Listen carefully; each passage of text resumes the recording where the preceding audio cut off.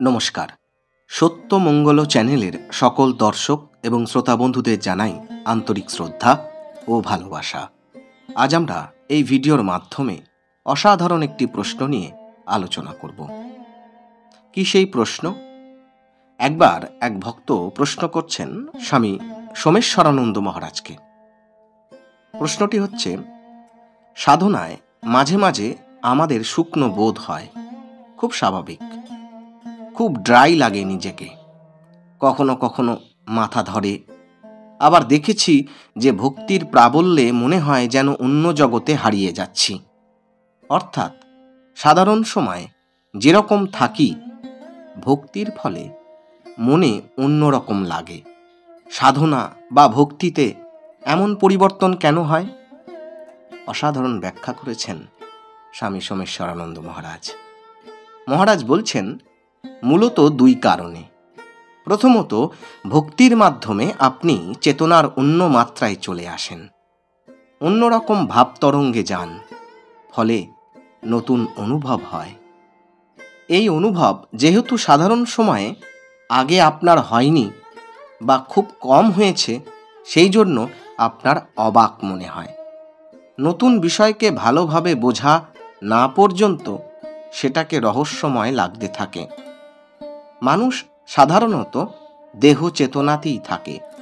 একে অতিক্রম করে ঊর্ধ্বতর চেতনায় গেলে প্রথম দিকে অসুবিধা হয়।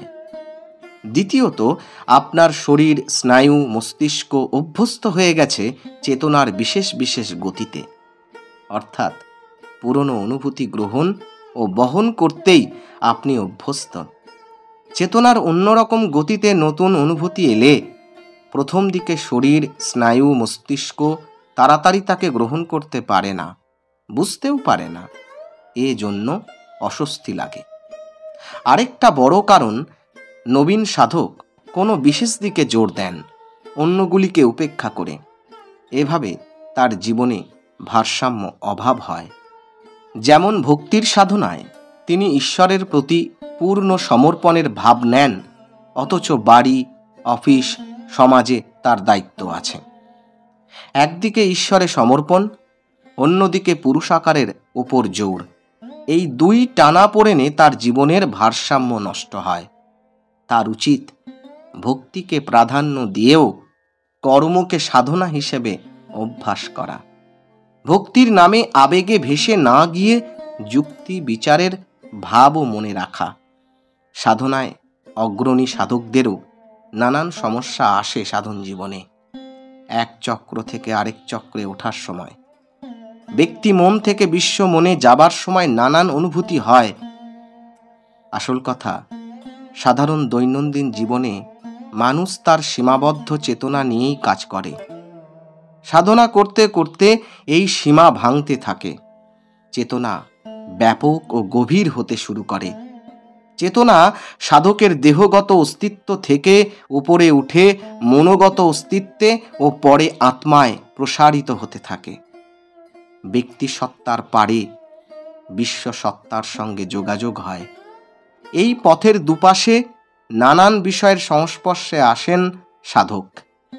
এভাবে বিভিন্ন অনুভূতি হয়। শরীর ও মন এগুলির সঙ্গে খাপ খাওয়াতে সময় নেয়। তাই সাধক যেমন একের পর এক নতুন নতুন অনুভূতির মধ্যে দিয়ে যেতে থাকেন, তেমনি শরীর মনে বিভিন্ন ক্রিয়া প্রতিক্রিয়াও হয়। এবার প্রশ্ন আসে, কখনো কখনো মনে ভক্তির এমন প্রবল ঢেউ আসে যে ভেসে যায়। অনেকক্ষণ চলতে থাকে আবেগ। দৈনন্দিনের অন্যান্য কাজ এর ফলে ক্ষতিগ্রস্ত হয়। এটা কি ভালো লক্ষণ?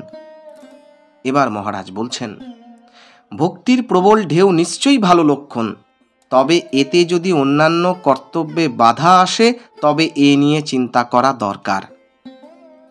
মীরাবাই, নানকের জীবনেও এমন হতো, কিন্তু এ নিয়ে তারা মাথা ঘামাতেন না।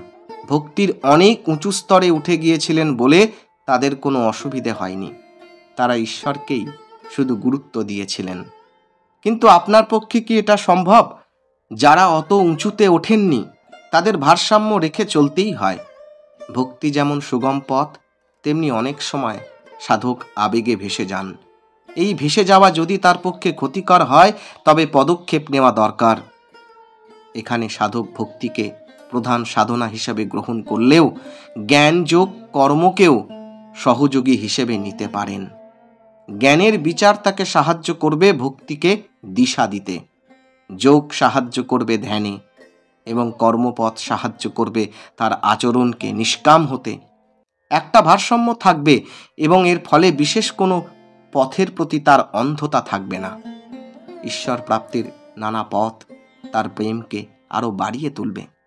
সাধকের ভালোবাসা কি শুধু ঈশ্বরের প্রতি, অথবা অসহায় দুঃখী মানুষের প্রতিও তার ভালোবাসা আছে? আকাশ, গাছ, নদী, পাহাড় সবকিছুর মধ্যেই কি তিনি ঈশ্বরকে অনুভব করেন? তার প্রেম কি ঈশ্বরের সর্বব্যাপক অস্তিত্বের প্রতিও রয়েছে? চোখ বন্ধ করে এবং খুলে দুভাবেই কি তিনি ঈশ্বরকে অনুভবের চেষ্টা করেছেন? তার ভক্তি কি প্রেমের রূপ নিয়ে তার আচরণে প্রকাশ পাচ্ছে? এভাবে মাঝে মাঝে নিজের মূল্যায়ন করা দরকার। তাহলে ভক্তি নিছক আবেগের স্রোত থেকে মুক্ত হয়ে বাস্তব সাধনা হয়ে উঠবে। তবে কোনো কোনো বিশেষ সময়ে ভক্তিকে আপনি আবেগের প্রবল স্রোত হিসেবে অনুভব করতে পারেন। যেমন সকাল সন্ধ্যা বিশেষ সময়কে আপনি নির্দিষ্ট রাখেন সাধনার জন্য, তেমনি আলাদা সময় রাখতে পারেন ভক্তি স্রোতে ভেসে যাবার জন্য। সাধনার গোড়াতে দেখতে হয় আমি আধ্যাত্মিকতার কোন স্তরে আছি, বর্তমান শক্তি সামর্থ্যের মাধ্যমে কতটা সাধনা করতে পারি এবং কিভাবে। কি অপূর্ব, কি অসাধারণ ব্যাখ্যা করেছেন স্বামী সোমেশ্বরানন্দ মহারাজ। আজকের আলোচনা এইটুকুই। আশা করছি আজকের এই আলোচনা আপনাদের খুব ভালো লেগেছে। আর সত্যিই যদি ভালো লেগে থাকে তাহলে প্রতিদিনের মতো ভিডিওটিতে একটি লাইক, শেয়ার, কমেন্ট ও চ্যানেলে যারা নতুন এসেছেন তারা চ্যানেলটিকে সাবস্ক্রাইব করে সত্যমঙ্গল চ্যানেলের পাশে থাকবেন। ধন্যবাদ।